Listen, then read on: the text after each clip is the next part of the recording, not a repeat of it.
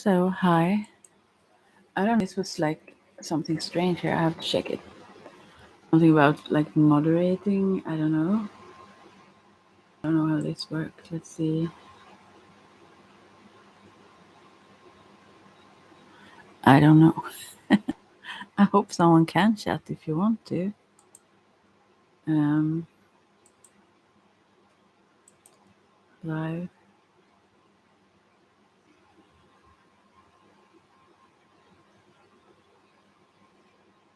Well, anyways, hey, someone is in here. I'm going to. I have a lot of. Do you say not furs fans or it's kind of warm, hot. So therefore, I don't know if I like this sound. I have to change it a bit, I think. If I do like this, is it better? Is it worse? And then you hear them even more. Anyways, maybe I should try and change the whole. No, I will just keep it like this, I think. But sometimes it becomes an echo kind of if I talk no, not too slow, too close to the mic. So, well, I will try. I hope it doesn't make a bunches of bad sounds. But okay, so now uh, I'm about to read from. I'm doing this education as a yoga teacher in my own pace, which is kind of slow because I do a lot of other things. I have been very, very distracted lately. Yeah. But anyways, now we are in the Kriyas in Kundalini Yoga, Asana, Mudra, and Bandha. I have been doing breath work, let's say, uh, breathing techniques for an hour each day. Oftentimes, lately there have been a lot of other things uh, that I've messed it out sometimes also, but I really love it and really need to come back to having that every day and rather not do other things. I love that and it brings me back to myself and back to peace. I just love that time, even though it sounds long for someone who haven't enjoyed it as I do. To me, it doesn't feel like it when I do it, but then when I'm distracted and I come to think about it, when I'm just falling into bed, that's sometimes I've done it anyways, but then an hour feels long. But usually, yeah, if I don't have too much, I don't forget it, and then I really love to take that time. Yeah, and I began much shorter, very much shorter, but then I just love it. Yeah. Anyways, now and I have some some light here. Strangely, I used to have no light when I'm supposed to read something. But anyways, the teachings are the teachings and have no other personality in them. I never edit them. You should not edit them. It is a golden chain. My own prayer is that you can perfect what it is and go with it. It is a funny thing. It is a 3,000-year-old proven path. It's not going to stop. Why do you want to add something or subtract something to satisfy your ego or convince students? It is very deceitful on the part of a teacher to teach teachings to please people. So honestly, give people what we have. So honestly, give people what we have. Teach like me. Teach exactly as it is. If you are going to teach Kundalini Yoga purely, then don't teach it at.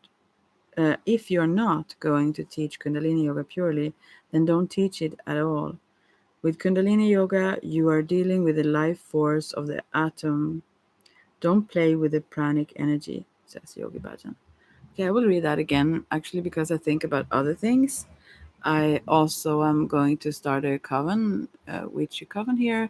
We have been, yeah, somewhat played around with that thought, some people and so on, but now I'm going to do it in a more, uh, a more structured ways, the right word. I'm really tired. So there also this kind of makes a little bit maybe sense, but I am very much to go my own way, and I will not mess with the teachings in this though, um, because I don't know. I mean, I really have experienced the depth of efficiency of it, so therefore I wouldn't want to. But when it comes to other things, maybe I have been going in very, yeah, I don't know. Maybe there are various paths in the Wiccan or witchy path. So yeah, but I also have someone guiding and teaching me from my previous coven, and I really love that. Although we will see where we land, so to speak. But I'm soon going to start a group in a month where we are quite many now. I don't know exactly how many we are, but where we're just talking about it, like sharing about what it is. People can be have prejudice and be scared and whatnot. So I want to do that with them. Also, those who are interested in joining in a coven, I will be very um, selective when it comes to that, though. To me, it becomes very, very close. It was that was my feeling that I had uh, with that coven long ago. Also, that I'm still in, but not actively in. Um, so yeah, the things that I got out of certain techniques that were quite small, let's say, they seemed not to make much noise, so to speak. They changed my whole world totally, and I'm so happy for it. So, but now I realize I can't rush it, and also we will see. Yeah, we will see. But that was not the topic here. It was about yoga. But that is one thing that I do. I also do mediumship readings and so on, and I have classes in Moonaki, in tarot, and I'm going to start a mediumship development circle also with some theater people. I think it is. I know one of them, but there are a few others. Uh, they will join in a group. They know each other, so they wanted me to do that. And I really look forward to doing that. That's the first year. I've been working with Munaki and certain things previously for several years, but mm, yeah, it doesn't sound like a lot, but it's a lot to me actually. Um, and I have this. Actually, I've only heard one person do this. It's not a smart, or I mean, it's not a economic. Can you say that? Uh, Way of working, but I do like this. Every time I do something, I do it anew. I mean, I don't like to. If I've done, I mean, it comes from the same core, and it you do the similar things. It's not that I miss out on things, but I want to um, write it down again, like for each person when I do certain journeys, or if I do um, even lessons or whatever, sharing things. I do them every time again, so to speak, even if they are quite more or less exactly the same. It's like it feels old to me when it's used once somehow. I don't know, or it feels like I need to make it live again, sort of. And that is a way of working with things that makes it a lot more uh, time consuming, of course, but also, I mean, I learn deeper, I think, also while doing so, but it's yeah, it's a little bit extra work doing like that, very much so actually. But I think it's also the sense that I don't want it to feel mechanical. I don't want to go in doing something as if I like done it 100 times. So now, like that. So anyways, I will read this again because I want to think about the other thing while reading this. The teachings are the teachings and have no other personality in them. I never edit them. You should not edit them. It is a golden chain. My own prayer is that you can perfect what it is and go with it. It is a funny thing. It's a 3,000-year-old proven path. It's not going to stop. Why do you want to add something or subtract something to satisfy your ego or convince students? It is very deceitful on the part of a teacher to teach teachings to please people. I do think that, though, actually. It doesn't work that way, but you can obviously listen in what others ask for or need at the moment or so on, but still. So honestly, give people what we have. Teach like me. Teach exactly as is. If you are not going to teach Kundalini Yoga purely, then don't teach it at all. Many don't nowadays, actually, because of all the rumors around him. And I mean, whether or not they are what is said, I cannot judge that, but I know how it is to be judged falsely. So I don't want to actually, but also the fact that I've mentioned this before, but the fact that it's talked about as if it was like a court thing. I've read the things that are said, like, but it was actually an insurance company that said that it might actually, it sounds like it could be true, like, but that's not. I mean, yeah, it still could, of course, but yeah. Anyways, moving on.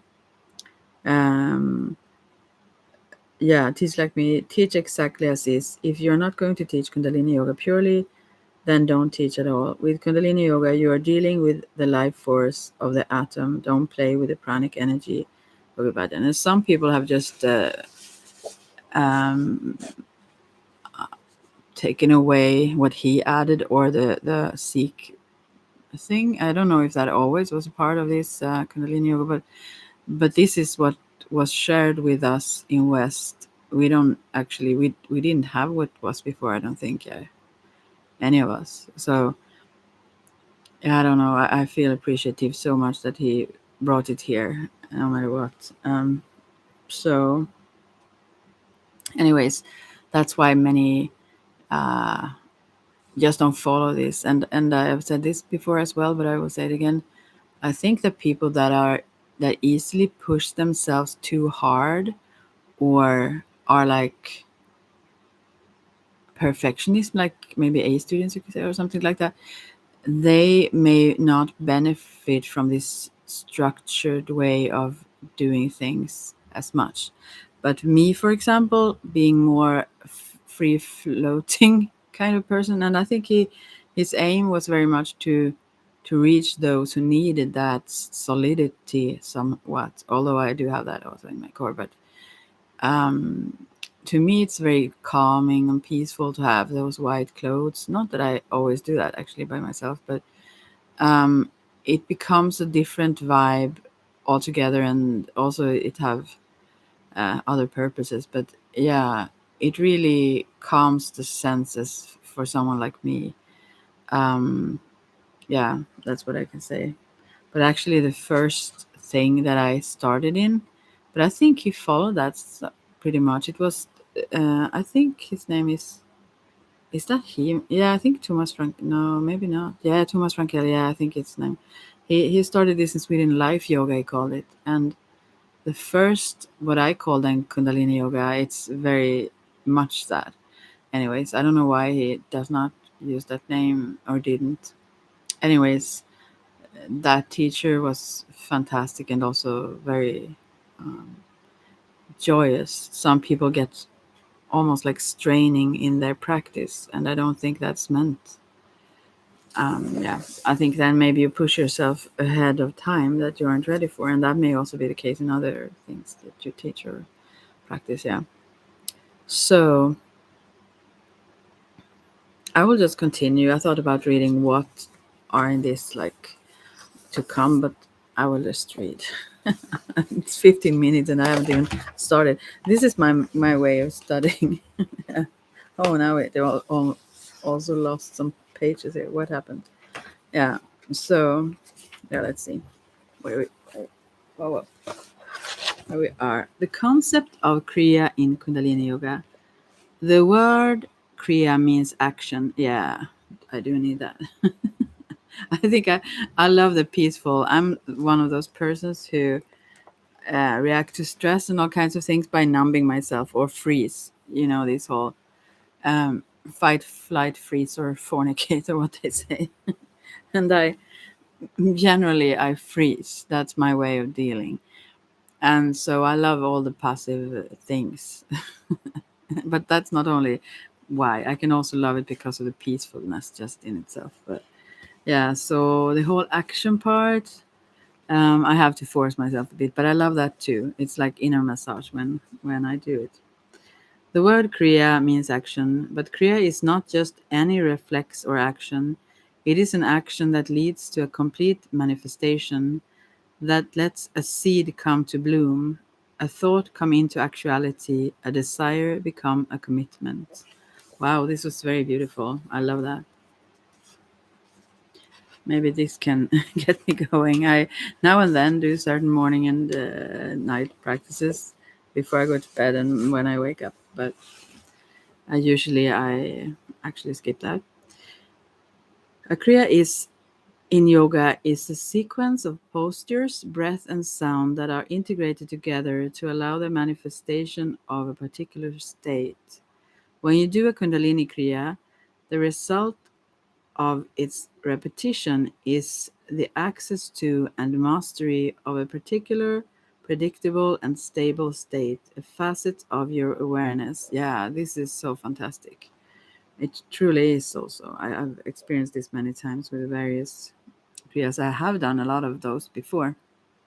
And then usually it's like 40 days to do it every day, 40 days. Or if you're slow, 90 days, they say. So, but I've practiced both, but generally 40 days. And yeah, it's fantastic actually. Mm. To not skip a day, but just let it, because yeah, this is also something when in medicine wheel, when you do this whole fire. I almost said breath of fire now because I talk about yoga, but I mean fire ceremony.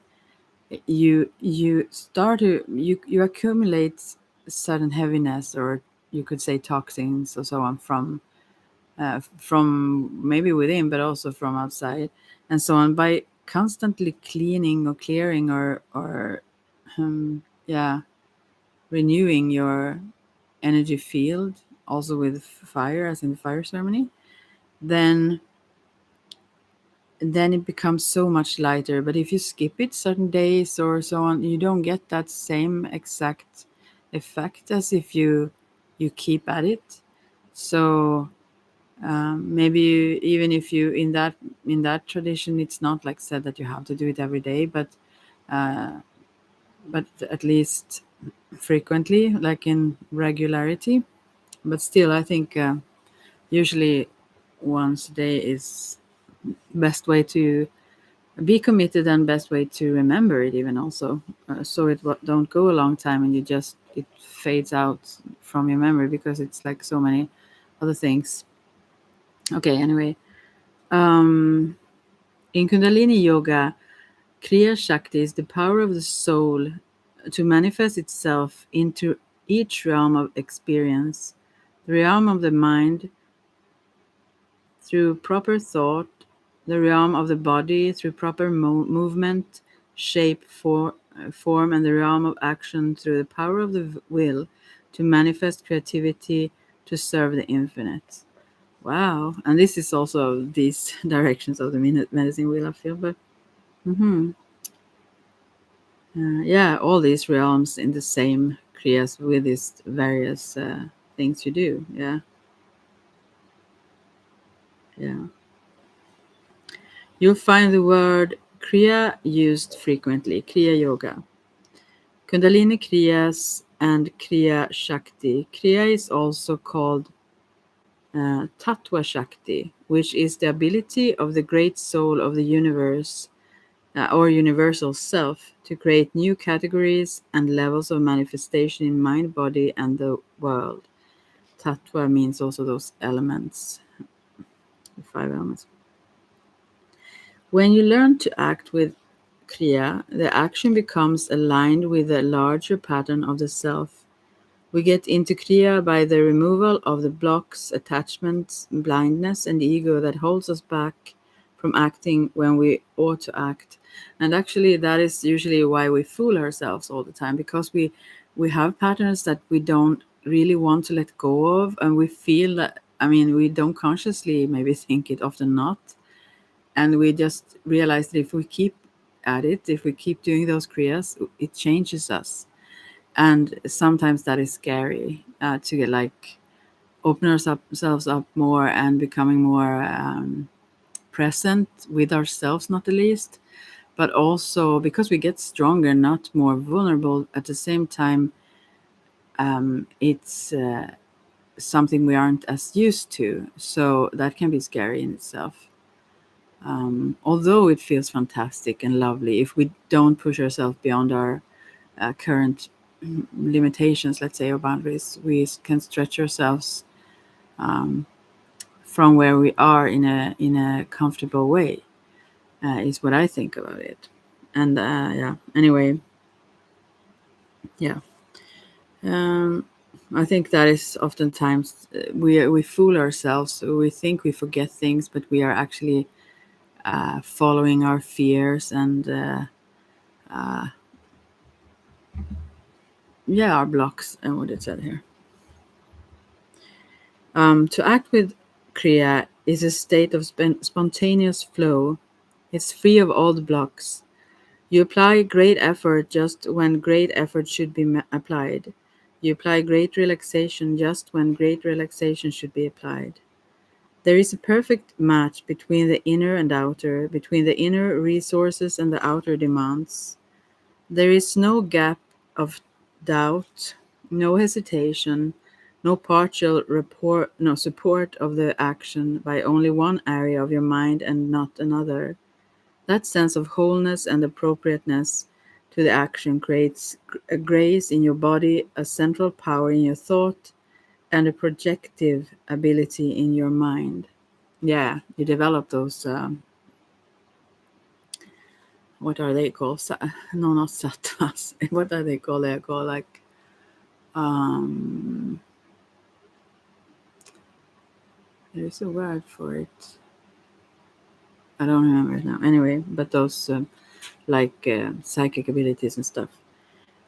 Mastering kriya brings with it a sense of grace, power, and the ability to complete things. Wow, I need this. You are both timelessly and timely. Kriya is not a random collection of actions. Just as you put together a transmission in a car, there's a number of gears that have to be in place, and there have to be, uh, and they have to be there in a certain sequence. Then the power that's in the motor can be transferred to the wheels, and you can go where you need to go. Just so a kriya in yoga is a sequence of postures, breath, and sound that are grated together to allow the manifestation of a particular state. I also feel that um, yeah, it actually, when it comes to, I often do this. I try not to do with my so-called, or so-called, they are my students, but I'm I mishmash a little bit. Because I see the patterns. I mean, to me it feels like the same things I work with, but in different kind of areas. With the, like, let's say the Wiccan or witchy things, or with the Ayurveda, or yoga and Ayurveda are very close though, but also in the medicine wheel. And when I think about it, when it comes to when you do a yoga kriya in Kundalini yoga, especially when you do this, both sounds and all these things, at the end you also integrate by taking a long rest, as long as the kriyas that you did usually. And that is something that I enjoy the most because I'm that kind of personality. But many people skip that part. All I've heard actually, feel that that part is something they kind of maybe not ignore it, but they feel stress and shorten it sort of. I'd rather shorten I mean the physical postures, but but anyways, yeah. So I feel like all those parts that are in the medicine that I also work with, where you start with the body and then the mind or emotions and then the integration part and then the transcendent spirit. So all this is in the kriyas as well. Every every part of spiritual work that are efficient, I feel, or you could maybe say correct, I don't know, but authentic maybe. They are very organic. It doesn't feel like something is. Although you could have to push yourself sometimes, it's still a very natural or organic process in a way. Yeah, because we are what we are. Let's say. Okay, fantastic. Asana posture in Kundalini Yoga. Each asana or posture in a kriya is an exercise, a meditation, a connection to energy flow, and a self-diagnosis instrument for the Kundalini Yoga practitioner. As an exercise, the posture is used to isolate specific muscles, to pressure specific points or areas that act as reflect triggers, to enhance the functions of the glands and organs, and to redirect, flush, or increase circulation. Yeah, and that is also so fantastic. When it comes to, I need to cough. Wait a sec. When it comes to, for example, sun salutation, it actually stimulates all these meridians of the body. Maybe not all the acupuncture pressures in the body, like or acupressure puncture, not punctures. What do you say? Yeah, points. I mean, yeah, in the body, but all the meridians are um, worked through that simple sort of practice. Oh. So, mm, and I also love that part. The energy is so much more important many times, and the energy flow, and that these channels are open enough. That's way more important oftentimes than actual like physical training like that. But they don't exclude each other either. But yeah, this is often missed though. People don't really realize this. Okay. As a meditation, the posture creates a specific link and foundation between the body and the mind. Each posture stimulates an area of the body as the meditation technique employed begins to release emotional masking and blocks. The frequency of the mind's thoughts and the emotional um, tone of the experience are intimately tied to the posture. Yeah.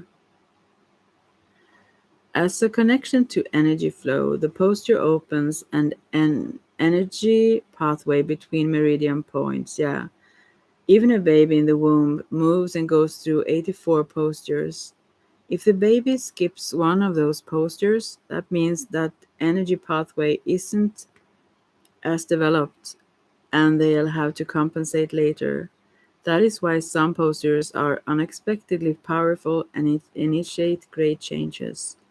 As a diagnostic tool, particular postures may give you signals of pleasure or discomfort and pain that indicate conditions of the musculature, glands, or emotions. Yeah, okay. I think that I have a lot of conditions then. Oh god, it's telling me something when I do. All right. Teach the teachings as given. Uh, an important aspect of the power of the legacy of Kundalini Yoga that we as teachers can convey to our students is that each Kriya is whole unto itself, it says, a perfect jewel that acts to create a flow. They are perfectly designed sets meant to produce predictable and subtle impacts on the total self. This is the master Yogi Bhajan that emphasized the importance of keeping the teachings as given, with the exception of reducing the timing of postures. Yeah. Yogi Bhajan also specified that Kundalini Yoga teachers are not to mix Kundalini Yoga Kriyas with any other kind of yoga. I, you know, I've heard this by many who also criticize him, and um, I don't know if this comes from this, or maybe it's said even harsher, because as I read it now, it sounds like you just shouldn't mix Kundalini yoga with other yoga at that specific time. It doesn't mean that you can't do other kinds of yoga outside of when you do Kundalini yoga. I mean, what I've heard is that many say that if you teach Kundalini yoga, you are not like allowed, or you should never teach any other kind of yoga. But it's I as I read it, it sounds like it's more like at the same time. You shouldn't have like a mixed yoga class with all kinds of yogas in the same, yeah, at the same time. But it doesn't mean that you can't have a class of other kinds of yoga other times that day, or so on. And I don't think that's I mean, it's understandable if you think about it like it's described here anyway. I think some things may be misunderstood, or maybe I don't know. That's why I don't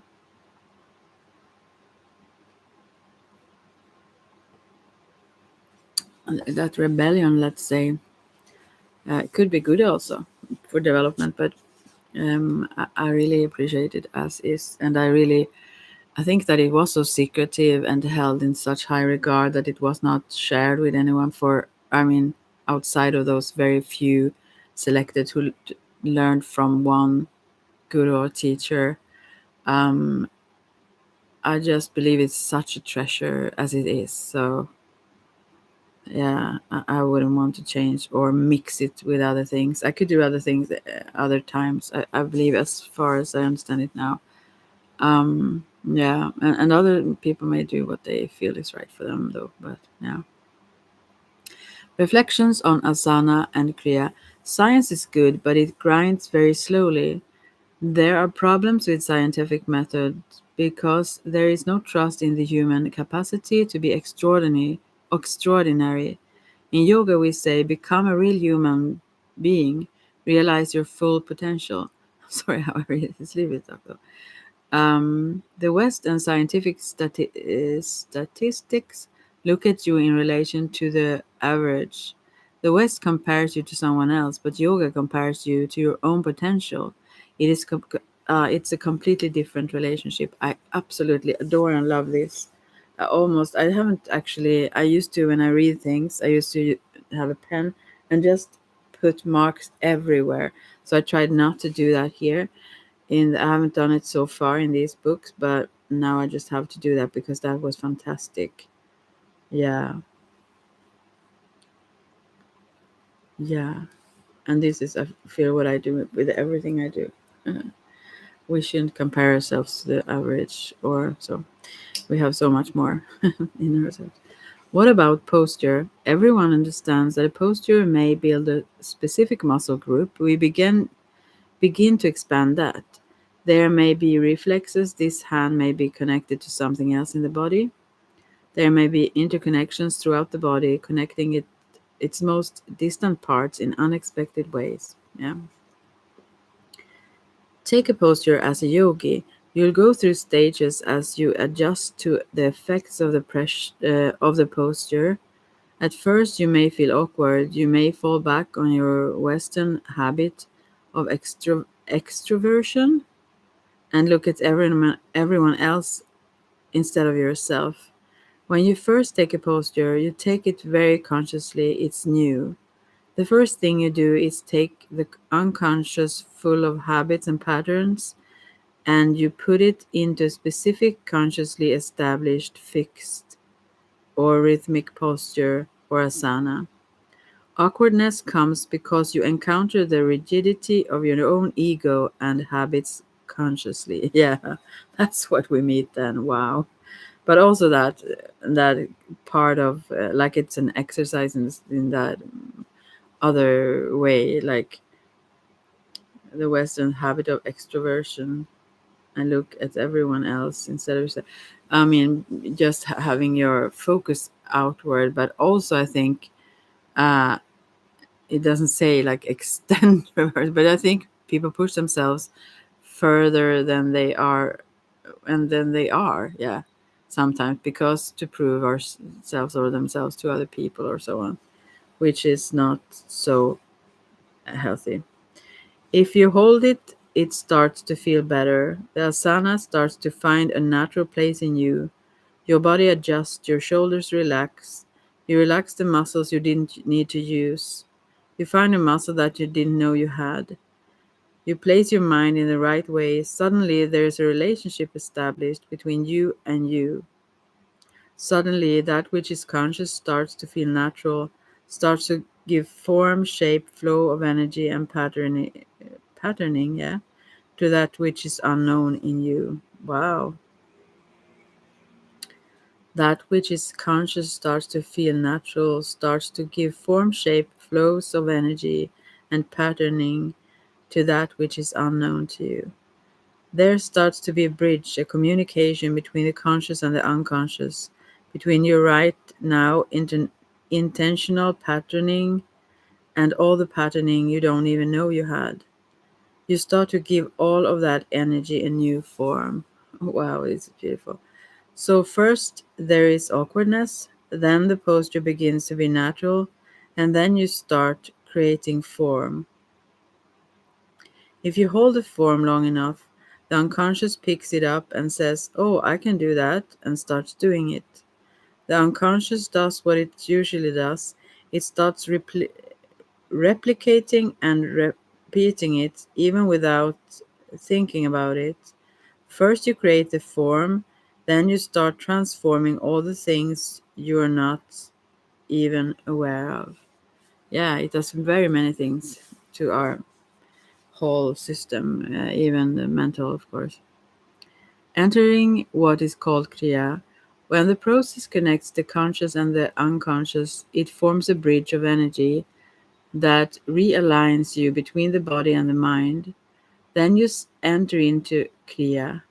Kriya is the spontaneous fulfillment of action through the engagement of asana that links the infinite self of you to to this finite moment. It has to tear apart the old attachments and reform you in the transformed relationship between this body and the world body, between this movement of your mind and your total mental potential. That is posture in the form of Kriya, expressing the joy of your soul. It is different than the mechanical perspective we take in most Western thinking. It's a creative project, not a static body. Every posture is a dynamic, formative creation. Wow, and this is where people miss out so much. And that is why I love this form because it's the energy yoga, the energy form of yoga. If you do this with your physical body, you are also establishing a posture of emotion and attitude. You are taking a stand. We say that in English. If you ask someone their attitude, don't they answer both verbally and show your posture? Which do you believe? The words they say or the posture they take? You believe the posture more than the words. The body doesn't lie. The body records the shaping and displays the practiced truth of your own habits. Wow, how sadly it does. So. Okay, but it can only get better, as someone said to their it was piano teacher to some student anyway. We go through another change when we take a posture. A posture makes you conscious of a body area. As you hold it, you become self conscious. Then you become conscious of yourself, and if you really put yourself into it, you become a conscious self. Wow, I so much love this. You know, wow. As you hold on to it, you become self conscious. Let's see, I have to read that again because it's so beautiful.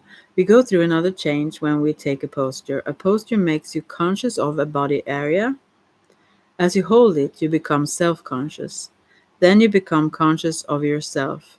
And if you really put yourself into it, you become a conscious self. And if you reach this awareness across many postures, you become a conscious consciousness. Wow, this is so beautiful. I can't even. Wow, wow. I love this so much. I can't even describe. And I've touched on to a few of these things, anyways, sometime. The ultimate posture. There are the stages of refinement and relationship established by posture between you and your infinite self. With the sana, that leads to kriya, which is a spontaneous flow of life energy. You start by posturing with your ego. The asana gives you a posture. I have never known the difference actually between asana and kriya. I call it like kriya is like several postures though oftentimes, but still anyway. Um, yeah. Um, with asana that leads to kriya, which is a spontaneous flow of life energy, you start by posturing with ego, then asana gives you a posture. Then pratyahar comes when your mind substitutes a positive thought for a negative thought and realigns you toward your goal. The mind commits.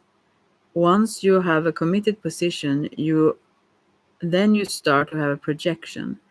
Projection is called akal murat, which literally means timeless picture. Wow. You start to look like infinity. You start becoming a picture of you beyond you. The final stage beyond the perfection. Saibang, Saibang, illumined. Oh, that's the same thing as we're doing in medicine. Oh, Saibang, self-illumined. When you are a resource unto yourself, communicating with your own infinity, needing nothing. The ultimate posture is one of prosperity. The ultimate posture is not of you fulfilling your own requests. The ultimate posture is one asking for that which is yours. Wow. I mean, the brilliance and the beauty of this, I cannot even, I need to read this every day. I feel like, oh, this is so beautiful. What? Wow, this is so fantastic. That have I felt all the time since I started reading in this. Um, that there are so many things. I mean, this sounds like just blurring out different words, but the meaning behind them. I mean, they are so. It's so compact with. I mean, meaning. So I mean, it's so full. Wow. Um, that's what yoga posture is all about. It's very practical. There is no such thing as an abstract concept without a posture, kriya or sadhana, to give you the capacity to experience it. Oh, I read it strangely, so I'll read that part again. That's what yoga posture is all about. It's very practical. There is no such thing as an abstract concept without a posture, kriya or sadhana, to give you the capacity to experience it. I mean, all of this, yeah, I just say that all the time. I love it so much. Wow, I love it so much.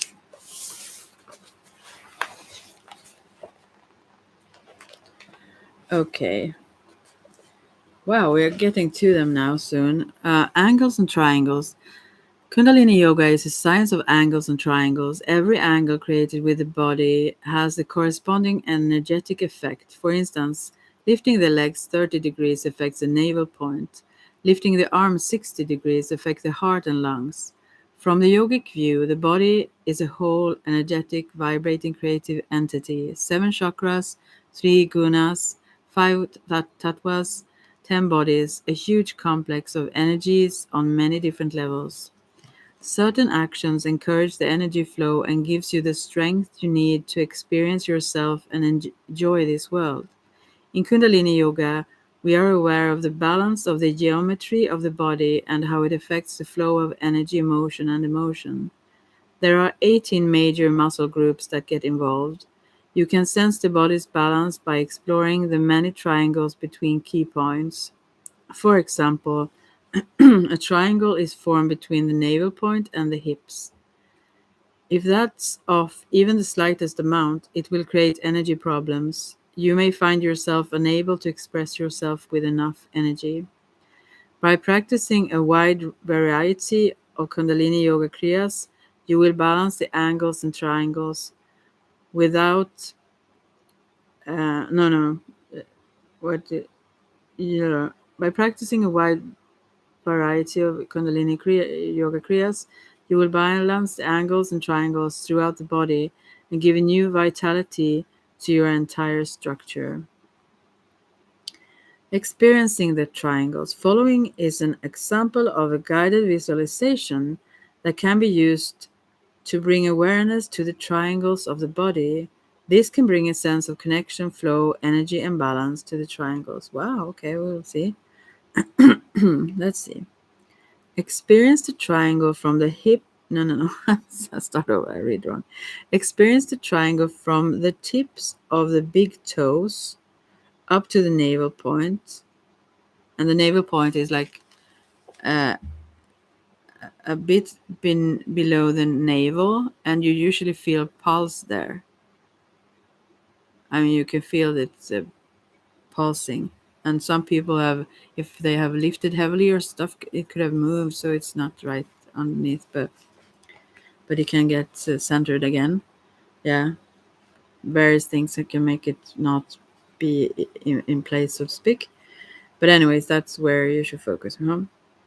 Experience the triangle from the tips of the big toes up to the navel point. Feel the feet on the ground, steady, secure. Experience the triangle from each side of the pubic bone down to the tip of the sacrum. I was figure out what the sacrum, maybe. Feeling it balance equally on the both sides, on the two sides. If you like to visualize, see it bathed in a reddish brown color or just in pure white.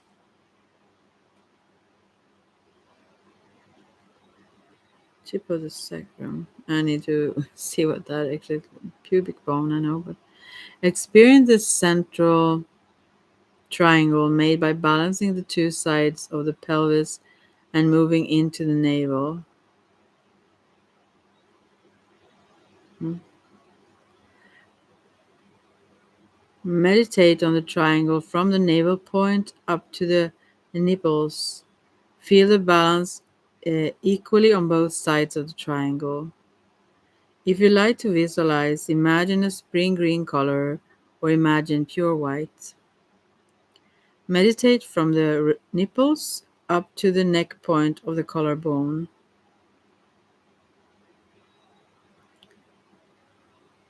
Feel the triangle equally on both sides. If you like to visualize, see a blue radiance in all that area or pure white. Meditate on the triangle between the two outer corners of the eyebrows and the tip of the chin.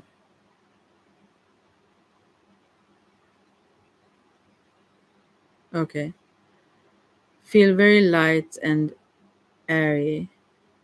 Meditate on the double triangle, the eyes to the tip of the nose, and the eyes and the brow point, a lower and upper triangle. Feel like you're flying in the sky, weightless. If you wish to visualize, see all the color of the blue sky into the heavens. Feel at the crown of the head a huge projected light that goes to infinity and connects to all the stars, all realms, all living, no, all levels of being. I mean, I read this strangely, but anyway. Okay, but actually, it also reminds me of chakra flow massage that I also do.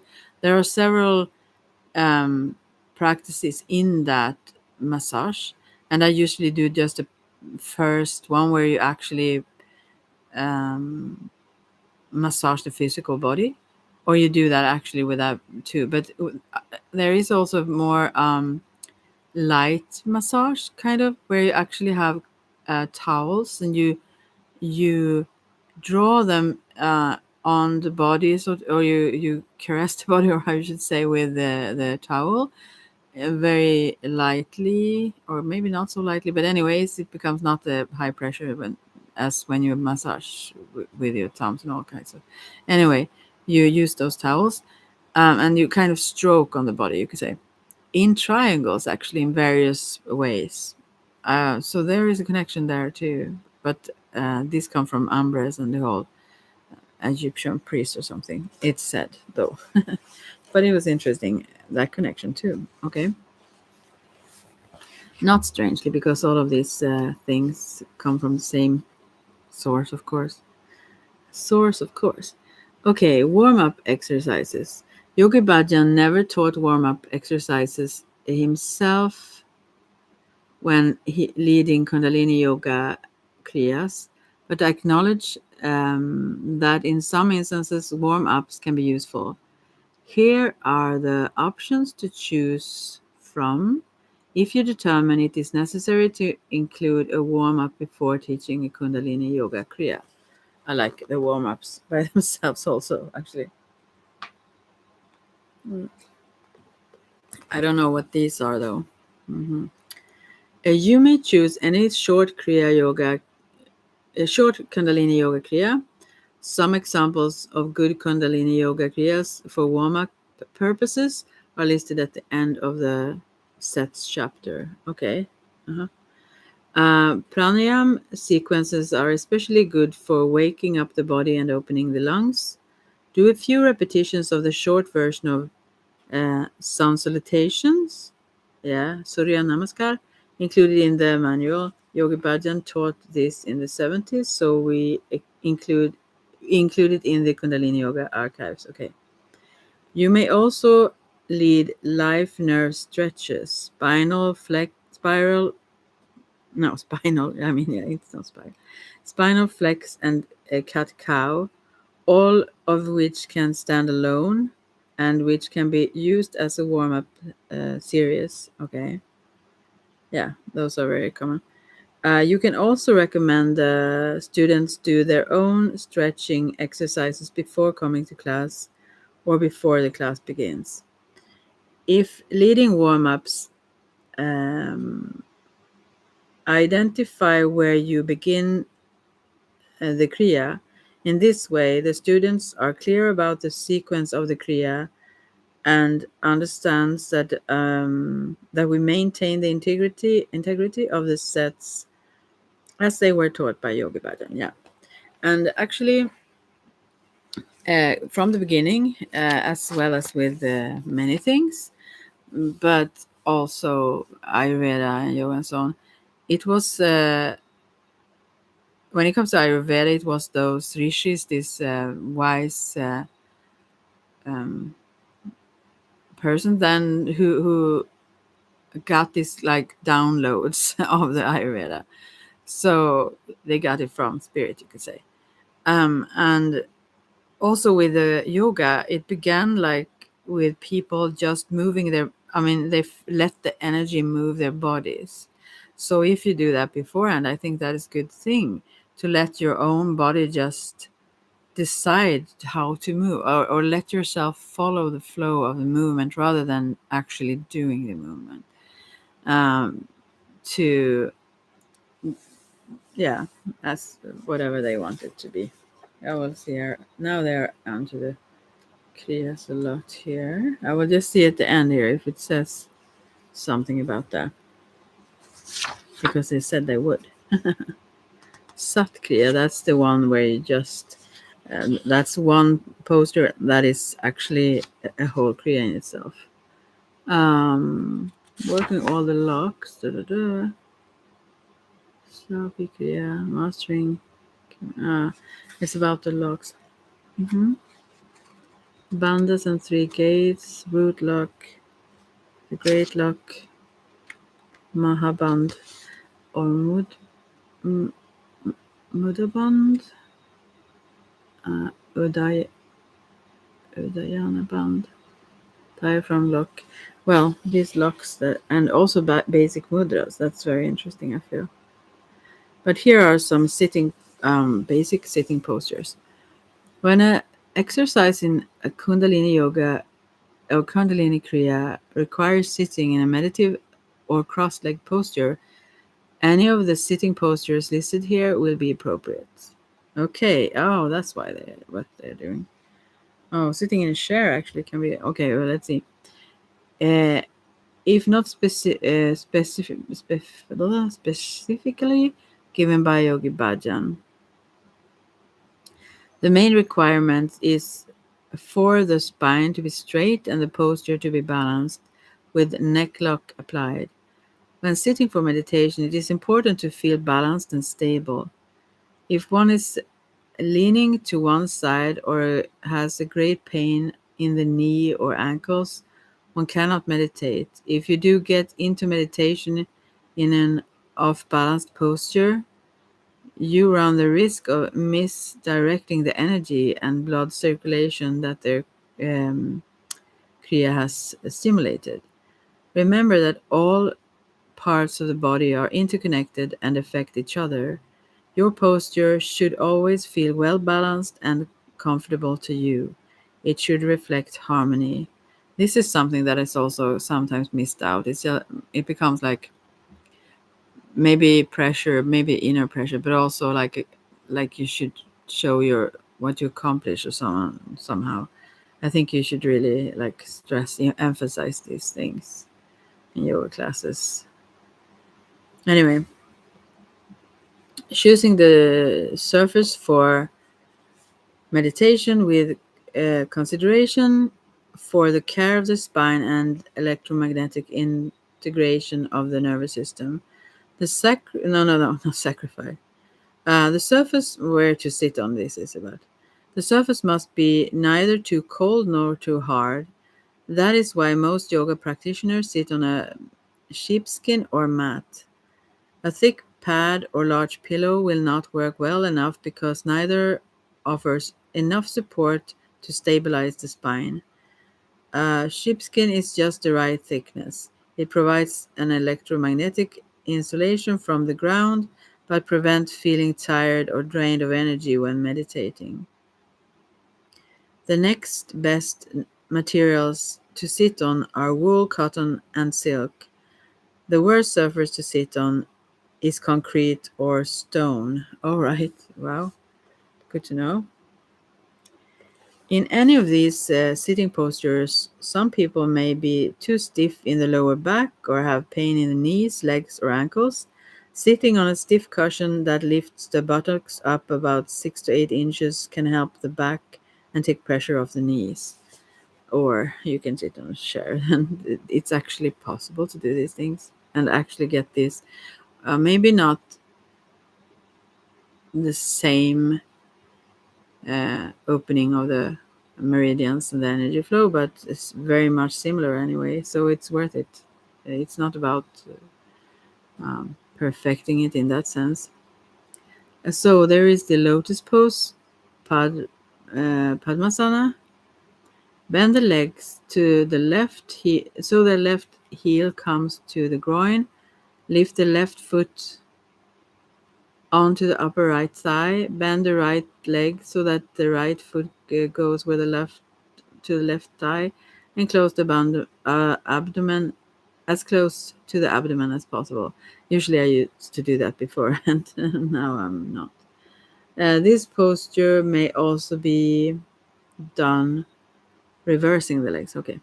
Straighten the spine, lift the chest, and press the lower spine slightly forward. In this position, you feel locked in a place. This is almost like like you do in Zen meditation as well. Also. But you keep the hands differently. Yeah. Once you are in it, you can meditate very deeply and the position will maintain itself. Yeah, that's a good thing. There are very few exercises or meditation which require this posture, but it is recognized as one of the best asanas for deep meditation. Yeah, that's why it's in Zen. Yeah, but they often sit higher up in a pillow or safu. Perfect pose.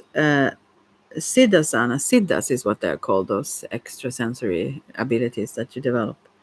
Anyway, this posture is excellent for stimulating the nervous system and utilizing the body's sexual energy. It requires practice to perfect, but once it's mastered, simply sitting in this posture puts you into meditation. Bring the left heel under the sex organ. The left heel should touch the spot on the pelvis between the sex organ and the rectum. Uh, Bend the right leg and put the toes of the right foot behind the left knee. Okay, never seen that posture. The toes of the right foot are contained in the bend of the left knee. Only the big toe is exposed. Pull the spine straight. Okay. Sitting in a chair. If none of the basic sitting postures are comfortable to you, you may sit in a straight backed chair that gives you firm support. It is essential that the feet be equally placed on the ground, ensuring the lower spine and hips to not get out of balance, and that the blood distribution in the pelvic area will be balanced with respect to the two sides of the body. Yeah, that's good. And then we have easy pose that is very common. Half lotus. I won't go into all of this. Rock pose is when you have them just sit on your feet. You could say it's described a little bit different, but actually,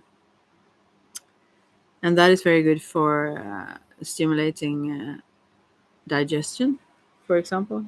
In Ayurveda, they recommend if you like it to sit like that, like after you've eaten for a little while.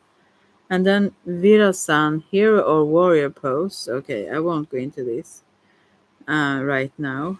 And then there are basic mudras. Should I though?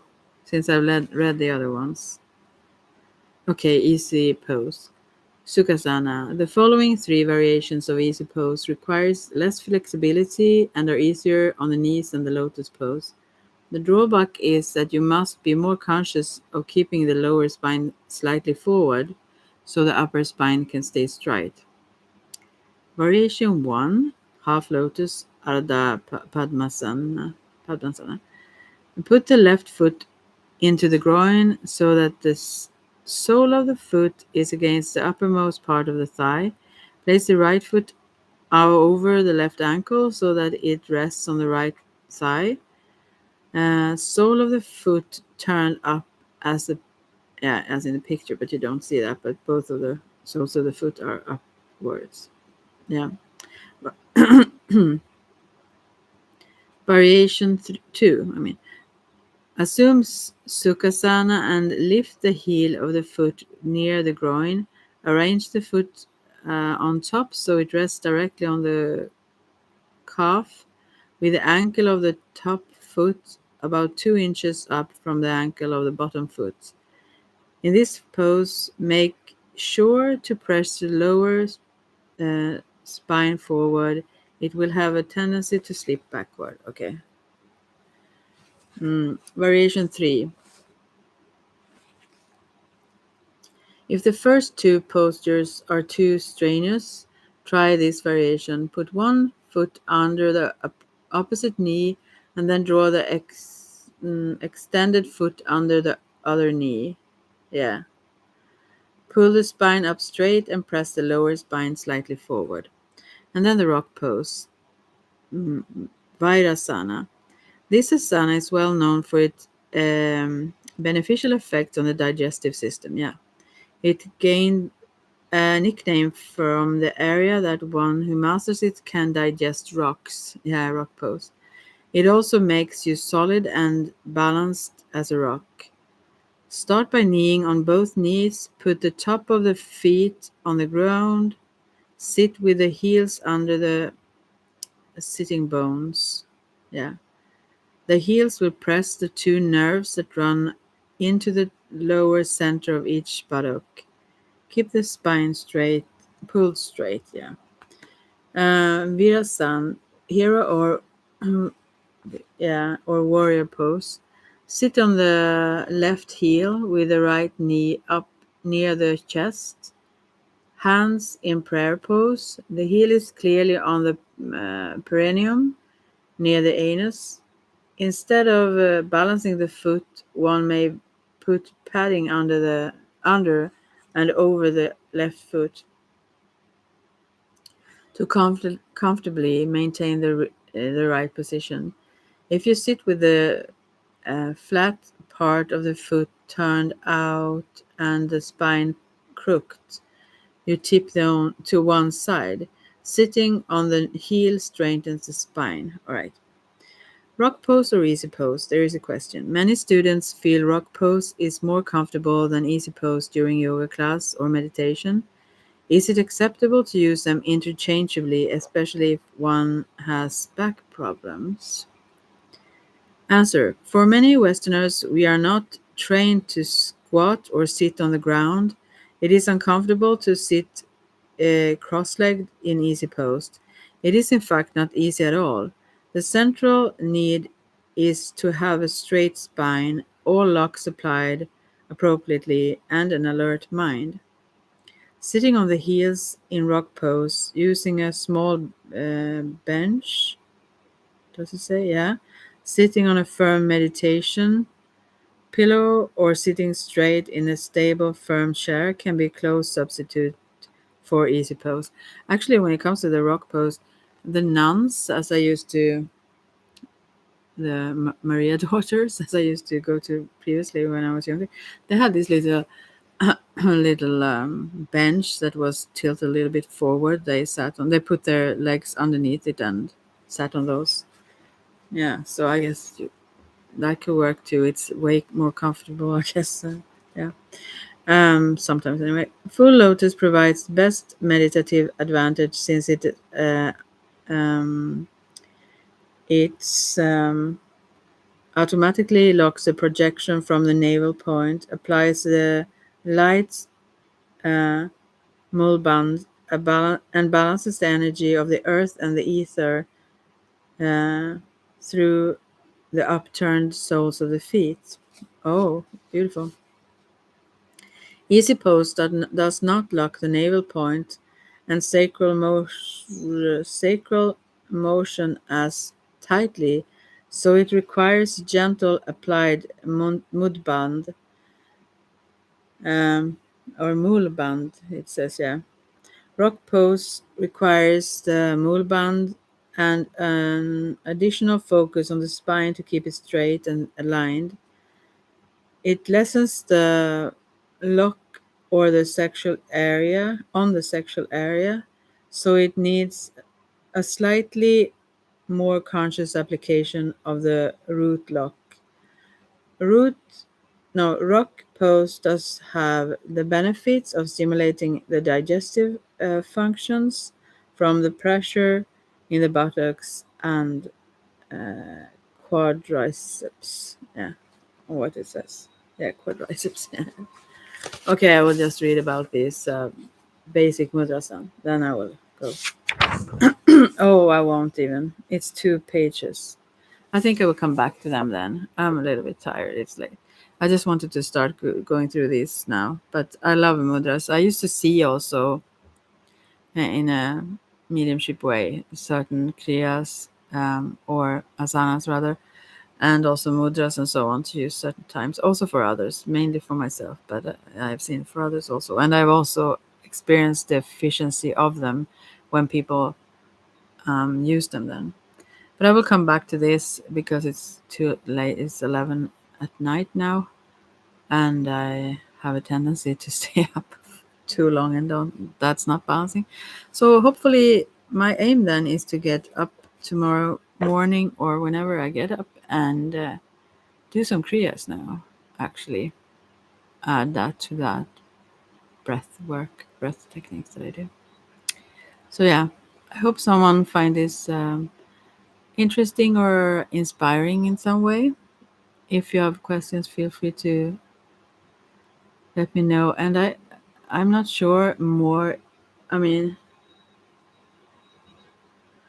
I'm not sure if it's possible to comment here in the chat, but I hope it will be.